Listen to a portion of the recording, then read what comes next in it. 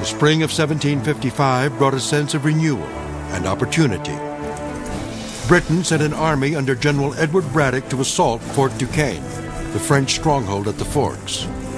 The war that had frustrated George Washington's ambition now offered him a chance to fulfill it. He's hoping to find a way into the British Army, to be a regular officer, which is his heart's desire at that time. And to do that, he goes to Braddock and asks to become an aide. So he went along as an aide to General Braddock. Braddock was the wrong kind of general to fight in the wilds of North America. He was a typical parade ground, European, stand up and fight sort of a guy. And the French and the Indians out there weren't.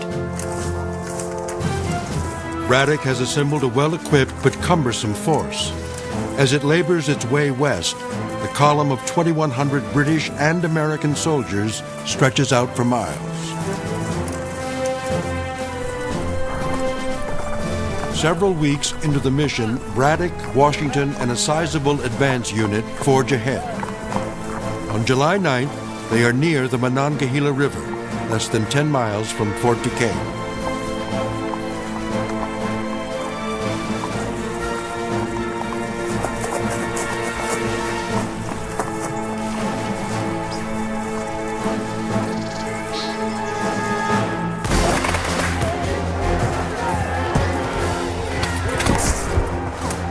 Without warning, lead slams into Braddock's men from 3 directions. The enemy is everywhere and nowhere. Indians are charging from all directions. There's powder smoke everywhere. Nobody can get their bearings. Where are the front lines? Where are the flanks? And the wounded are screaming. The British regulars collapse completely.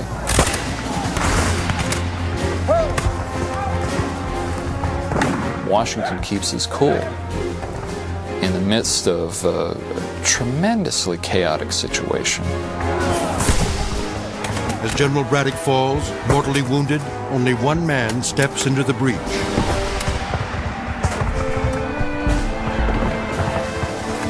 Washington directs Braddock's officers who have no idea what to do.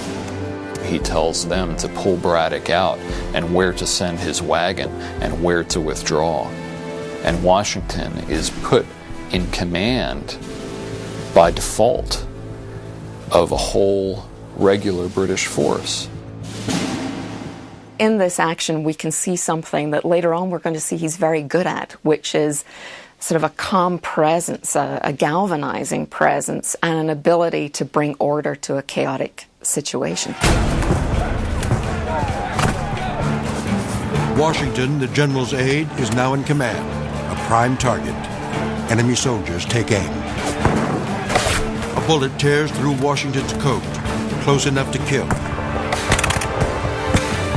In rapid succession, more musket balls rip his clothes. Amidst the carnage, Washington manages to organize a retreat. Dead and wounded are everywhere. By any measure, Washington should have been one of them. And it's a story that people will keep telling for the next 20 years. And even later on, when he's appointed commander-in-chief, they say, oh, it's the hero of the Monongehela. A Virginia minister proclaimed that Washington's survival seemed the work of Providence. For the first time, Washington had been revered as someone destiny had chosen for greater things. And in truth, just looking at it, you almost have to believe it. Because to have survived that battle without even being scratched while so many others went down is a bit of a miracle.